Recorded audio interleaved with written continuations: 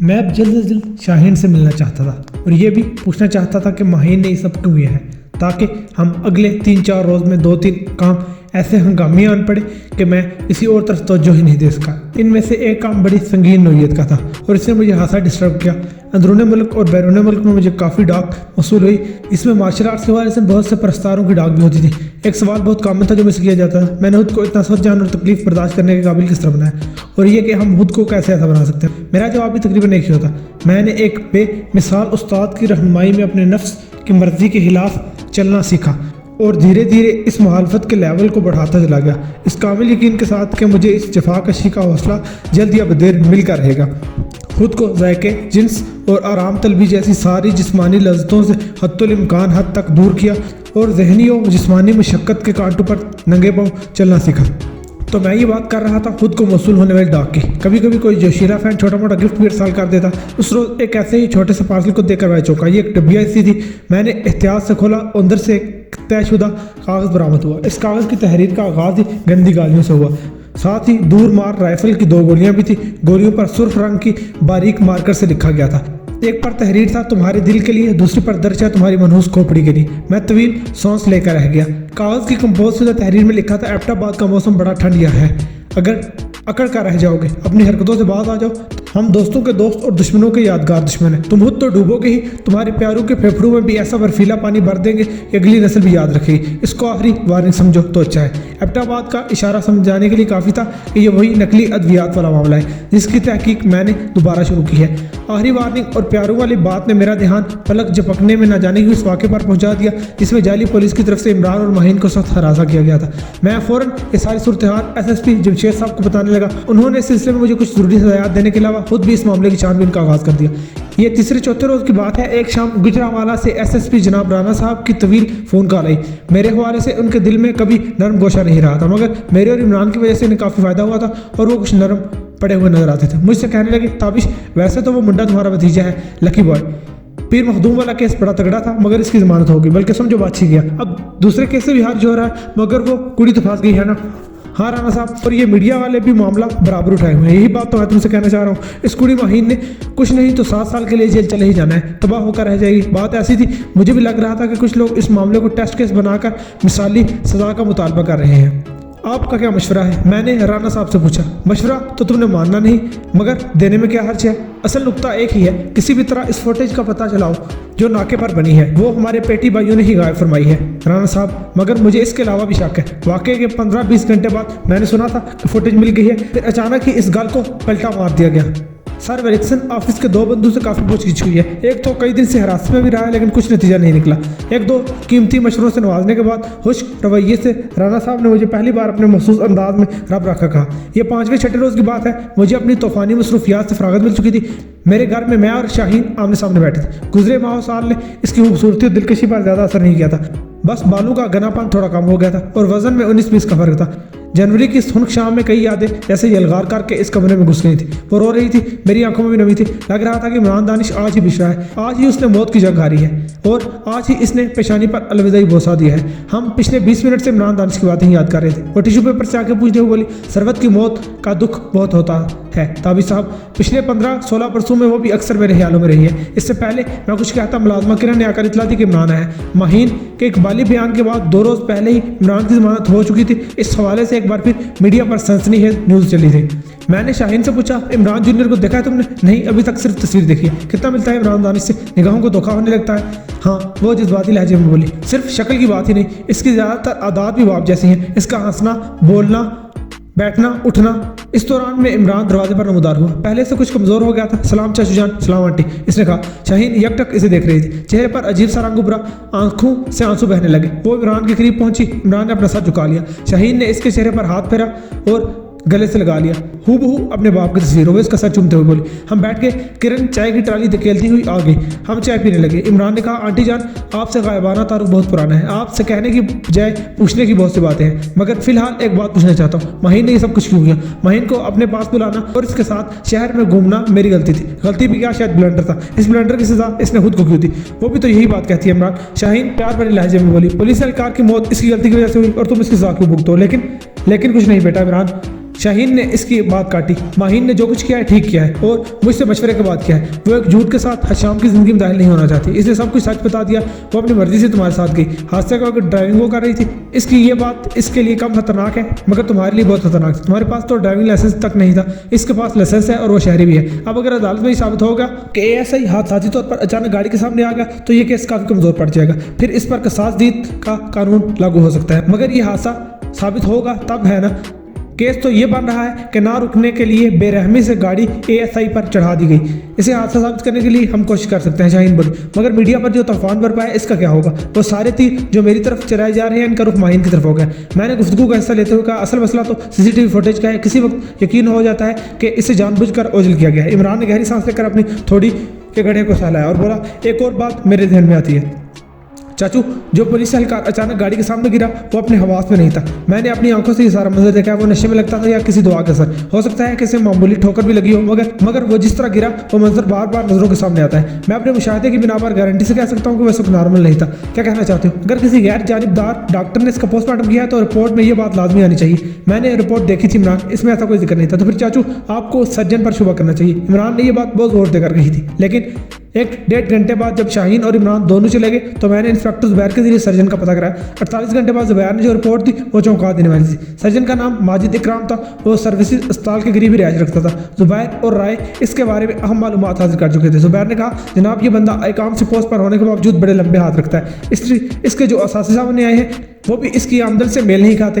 Defence में 2 कनाल की कोठी इसकी बीवी के नाम है। एक बड़ा प्लाट भी इस इलाके में है। इसके अलावा मसरूफ हाउसिंग सोसाइटी में एक 6 मंजिला प्लाजा का भी मालिक है। यानी बंदा तो ठीक नहीं है। लगता तो यही है जी। कहा जाता है कि इसके पीछे किसी बहुत बड़े तगड़े बंदे या पार्टी का हाथ है। मैंने कहीं पहले भी इस बंदे का नाम सुना हुआ है। पता नहीं क्यों मेरा दिल चाहा कि फुटेज के सिलसिले में मजीद टकरे मारने से बेहतर है इस डॉक्टर से मिलूं।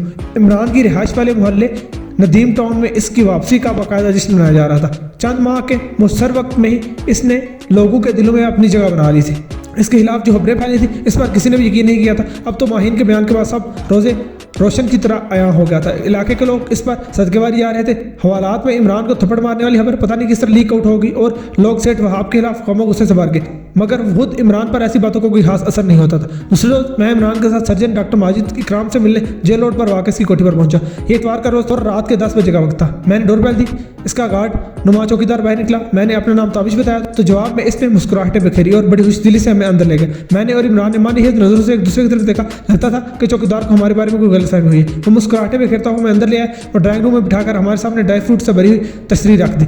डॉक्टर साहब ने आपका नाम बताया था, बस आ जाते हैं। चौकीदार ने टीवी ऑन करते हुए कहा। अभी 2-4 ही मिनट गुजरे होंगे कि अचानक ही कमरे का दरवाजा खुला और एक रूबरू दराज का लड़की घबराई हुई बरामद हुई। वो शलवार कमीज में थी, रंगीन दुपट्टा पाँव में उलझ रहा था, बाल मुंतशिर थे। लड़की के पीछे माजिद इकराम बरामद हुआ। इसका निस्सार गंजा था, आंखों पर ऐनक थी, जिस्म घुटा हुआ और मजबूत था। इसने लड़की को बाजू से थामा। वो फरियादी लहजे में बोली, प्लीज़ माजिद साहब अभी मुझे जाने दें, बहुत देर हो जाएगी प्लीज़। वो दोनों हमें नहीं देख पाए थे। देखो आलिया ये ठीक नहीं है, पिछली बार भी यही हुआ था। इसी दौरान मैं एक और लड़की दरवाजे से निकली। यूँ लगा जैसे वो डॉक्टर माजिद की मददगार है। इसने आगे बढ़कर सहमी हुई लड़की से कुछ कहना चाहा और यही वक्त था जब माजिद इकराम की निगाह ड्राइंग रूम में के इस कोशे में उठ गई जहां हम दोनों बैठे थे। ऐनक के पीछे इसकी आंखें हैरत से खुली रह गई। बाद वहां से लड़की की खिलाई इसकी गिरफ्त से निकल गई। दोनों लड़कियां भी हैरत ज़दा नजर आ रही थी। माजिद इकराम लड़खड़ाकर हमारी तरफ बढ़ा। कौन है आप लोग? इसने रौबदार लहजा बना के पूछा। आपकी मिजाज कुर्सी के लिए आए हैं। मैं DSP ताबिश हूँ। हमें आपके बारे में कुछ मशकूक इतलात मिली हैं। मैंने इत्मीनान से कहा। मशकूक इतलात? वो गर्जा ये क्या फजूल बकवास कर रहे हो आप? फिर वो दरवाजे की तरफ मुंह करके दौड़ा। गुलेज खान। चौकीदार लपका हुआ अंदर आया। माजिद इकराम चलाया। उनको किसने अंदर आने दिया? जी आपने ही तो कहा था कि मेरे इशारे पर इमरान ने आगे बढ़कर दरवाजा अंदर से बोल्ट कर दिया। हमें अंदाजा हो गया था कि घर में फिल वक्त इन चारों के सिवा कोई नहीं है। मैंने कहा, माजिद इकराम ये दोनों कौन है? मैंने लड़की की तरफ इशारा करते हुए पूछा। और अब ये ना कहना कि मैं पूछने वाला कौन होता हूँ। मैंने अपना सर्विस कार्ड निकाल कर इसके सामने किया। वो ज़्यादा परेशान नजर आया मगर इसकी आंखों में बदस्तूर तेज चमक रही थी। मैं एक फ़ोन करना चाहता हूँ। वो गुस्सीले लहजे में इस कमरे से बाहर पड़ा जहाँ से निकला था। बिल्कुल नहीं, मैं इसके सामने खड़ा होगा। अभी कोई फ़ोन नहीं करोगे, ना ही तुम करोगे, ना ही ये लड़कियां और ना ही कोई और। पीछे हटो। तो एकदम फट पड़ा। इसने धक्का देकर मुझे रास्ते से हटाने की कोशिश की। मैंने इसे जवाबी धक्का दिया और कोट के अंदर से अपना सर्विस पिस्टल निकाल लिया। नहीं माजिद इकराम, फिलहाल ये राजो न्याज नहीं चलेगी। तुम मुझे जानते नहीं हो। मैं 10 मिनट में तुम दोनों को दुनिया से अंधेर कर दूंगा। फिलहाल तो तुम अपनी दुनिया की फिक्र करो। इमरान ने धक्का देकर इस सोफे पर बिठा दिया। मेरे हाथ में पिस्टल देकर दोनों लड़कियों समेत गुलेज खान की सीटी गुम हो गई। इधर बैठो तुम दोनों भी। इमरान ने तहक्कुम बड़े लहजे से कहा। फिर दोनों रस्सी कांपती लड़कियां सोफे पर बैठ गईं। इमरान ने चौकीदार समेत इन तीनों के सेलफोन कब्जे में ले लिए। यही वक्त था जब कमरे में सेलफोन का म्यूजिक बजने लगा। ये डॉक्टर माजिद का फोन था। इमरान अंदर गया और इसे उठा लाया। स्क्रीन पर किसी ताबिश चौधरी का नाम चमक रहा था। इमरान ने मेरी तरफ देखकर मानी है अंदाज में सर हिलाया। फोन खामोश हुआ तो मैंने गुलरेज खान की तरफ देखकर कहा, ये वही ताबिश है ना जिसके मुगालते में तुमने हमें अंदर आने का शरफ बख्शा है। दोबारा कॉल आएगी तो तुम वही कहोगे जो हम कहेंगे, वरना थाने की मार को तुम समझते ही हो। वो बस सर हिला कर रह गया। मैंने इसे समझाया कि कॉल आए तो क्या कहना है। अभी मेरी बात खत्म ही हुई थी कि ताबिश चौधरी की कॉल फिर आ गई। गुर्रेज ने खुश होंठों पर जुबान फेरी और कॉल अटेंड करते हुए कहा, डॉक्टर साहब बड़ी जल्दी से कहीं निकल गए हैं, फ़ोन भी घर पर छोड़ गए हैं, 1.5-2 घंटे से पहले नहीं आएंगे। दूसरी तरफ से मायूसी का इजहार किया गया और पूछा गया कि दोनों लड़कियां कहाँ हैं। गुर्रेज ने बताया वो भी साथ ही गई हैं। ताबिश चौधरी ने फरमाया, मैं तो घर से निकलने ही वाला था। चलो जब भी माजिद साहब आए उनसे कह देना कि मुझे फ़ोन करें। इस गुफ्तगू के दौरान मैं माजिद इकराम बेचैनी से पहलू बदल रहा था। इसकी खा जाने वाली नजरें मुझ पर मरकूज थी, मगर मुझे पिस्टल बदस्त देखकर वो किसी भी हरकत से बाज रहा। मैंने अब अपने हर अंदेशे को बालाए ताक रख दिया था। मैंने पिस्टल इमरान के हाथ में दिया ताकि वो माजिद इकराम के गुस्से को जाग बनाने और बिठाए रखने में कामयाब रहे। दोनों लड़कियों को मैंने बारी बारी दूसरे कमरे में बुलाया और उनसे पूछगिछ की। 20-25 मिनट के अंदर ही सब कुछ रोज़ रोशन की तरह आया हो गया। जो लड़की माजिद इकराम की मिन्नत माजिद करती रही, इसका नाम आलिया था, दूसरी का नाम उल्फत था। वो अपनी कुछ तस्वीरों के सबब माजिद इकराम के हाथों कई माह से ब्लैकमेल हो रही थी। माजिद ने इसे अपने जाल में फंसाया हुआ था। ना सिर्फ ये कि वो गाहे बगाहे इसकी इज्जत से खेल रहा था, बल्कि इस शातिर ने उल्फत के जरिए इसकी सहेली आलिया पर भी जाल फेंक दिया था। अब आलिया की कुछ तस्वीरें भी माजिद इकराम के पास थी और वो एक बार इसके हाथों खिलौना बन चुकी थी। माजिद ने इसी पर बस नहीं किया। अब वो इन दोनों डरी हुई लड़कियों को अपने 2-4 करीबी दोस्तों के सामने पेश करना चाह रहा था। उल्फत तो इस जिल्लत पर राजी हो चुकी थी, मगर आलिया भी तक रही थी। अभी कुछ देर बाद माजिद और आलिया का जो सीन हमने देखा था वो इसी हवाले से था। उल्फत ने मुझे तस्वीरों के बारे में जो कुछ बताया, इससे यही मालूम होता था कि बज़ाहिर वो कोई नाजेबा तस्वीरें नहीं थी, मगर उल्फत के लिए इस लिहाज से बेहद नाजुक मामला था कि इन तस्वीरों में वो अपने बॉयफ्रेंड के साथ नजर आ रही थी। बस इस जाल में फंसते फंसते वो ज़्यादा फंस गई। कई दफ़ा हालात अपना रुख खुद ही मुंतखब करना शुरू करते थे। मैं यहाँ सिर्फ पोस्टमार्टम की रिपोर्ट के हवाले से डॉक्टर माजिद की टो लेने आया था, मगर यहाँ कुछ और ही मंजर खुल गया था। ये साबित हो चुका था कि डॉक्टर माजिद इकराम करप्ट शख्स है। मैंने दूसरे कमरे में जाकर SSP जमशेद साहब को फ़ोन किया और उन्हें माजिद इकराम के बारे में बताया और यहाँ की सूरत हाल के बारे में बताया। माजिद इकराम के नाम ने जमशेद साहब को भी चौंका दिया। उन्होंने कहा, ताबिश ये बंदा मामूली नजर आने के बावजूद मामूली नहीं है। तुमने यूं ही इस पर हाथ डालकर बड़ा रिस्क लिया है। अब तुम्हें कुछ ना कुछ साबित करना पड़ेगा, वरना बड़ी मुसीबत में फंस जाओगे। आपका क्या मशवरा है? मैं क्या मशवरा दूं? क्योंकि तुम बता रहे हो इसके मुताबिक अब तुम पीछे हट नहीं सकते। अब इसे गिरफ्तार करके पुलिस स्टेशन लाओ और फौरन ही फ़ोन की घंटियां बजना शुरू हो जाएंगी। तुम बेबस होकर रह जाओगे। तो फिर इसकी गिरफ्तारी डाले बगैर इससे पूछगिछ कर ली जाए, मगर इसकी कोठी में पूछगिछ करोगे तो 1-आध घंटे के अंदर ही इसकी गिरफ्तारी का पोल खुल जाएगा। मैं जमशेद साहब की बात समझ रहा था। इन्हें तसल्ली देकर मैंने कॉल खत्म कर दी। ये करीबन 1 घंटे बाद का मंजर था। हम दरिया रावी के पार एक कोठी में मौजूद थे। ये एक जानने वाले की कोठी थी और आली बड़ी थी। माजिद इकराम भी यही मौजूद था। इसकी हालत यह थी कि वो कुर्सी पर बंधा था और इसके हाथ पुश्त पर बंधे हुए थे। दोनों लड़कियां और चौकीदार गुर्रेज भी यहीं पर थे और दोनों अलहदा कमरों में बांध थे। माजिद इकराम पहले तो बड़े धड़ल्ले से गालियां बकता रहा, फिर इसने मुझे और इमरान को संगीन तरीन नताइज की धमकियां दी और कसम खाकर कहने लगा कि वो हमारे हाथ पांव तुड़वा कर हमें सड़कों पर भीख मांगने पर मजबूर कर देगा और ऐसा ना कर सका तो अपनी शेख पेशाब से करेगा। इसे गिराकर इसके हाथ इमरान ने ही बांधे थे, लिहाजा वो ज़्यादा गुस्सा इमरान पर ही निकाला था। इमरान ने कहा, देखें माजिद साहब, जो कुछ आपने बहुत जलील होकर बकना है वो पहले ही बक दें, तो फरिश्ते आपका नाम समझदारों की फहरिस्त में लिख लेंगे। फरिश्तों ने जो लिखना था वो लिख चुके। माजिद फनकारा, आज सूरज डूबने तक जिन लोगों के हाथ पांव तुड़वाकर अपाज होना है, तुम उन लोगों की लिस्ट में पक्के हो। तो फिर आपके इन हादमों को यानी हमें क्या करना चाहिए? वही करो जो करना चाहते हो। नंगा करके उल्टा लटकाओ मुझे। इमरान खान साहब, उल्टा क्यों लटकाएं जनाब को? सीधा लटकाएंगे। गालबन हुजूर को लटकने और लटकाने का कुछ ज़्यादा तजर्बा नहीं है। शायद औरतों के साथ सो कर आपके दिमाग की बत्ती गुल हो चुकी है। वो माजिद के करीब ही बैठ गया और फरमाए, लटकने वाले के लिए उल्टा लटकना एक आम ज़बरदस्त सी रायत होता है। इसकी पिंडलियों को टखनों के करीब से बांधकर इसे हवा में झुला दिया जाता है। वो अपने जिस्म का सारा बोझ अपनी टांगों पर आसानी से सहार लेता है। लटकने का असल स्वाद तो सीधा लटकने में आता है। कंधे अकड़ने लगते हैं यारों के। इमरान के लहजे में मुस्कुराहट के साथ साथ अजीब सी तपिश भी आ गई थी। ये सब कुछ तुझे तेरे ख्याल से भी ज़्यादा महंगा पड़ने वाला है। इंसान का बच्चा बन, इंसान का बच्चा हूँ और इसका सबूत यह है कि आप मुझसे उर्दू में गुफ्तगू फरमा रहे हैं। कभी जानवरों से भी आपने इस तरह उर्दू में गुफ्तगू की है? हाँ, आपके लिए हमें ज़रूर जानवरों वाली ज़बान इस्तेमाल करना पड़ेगी।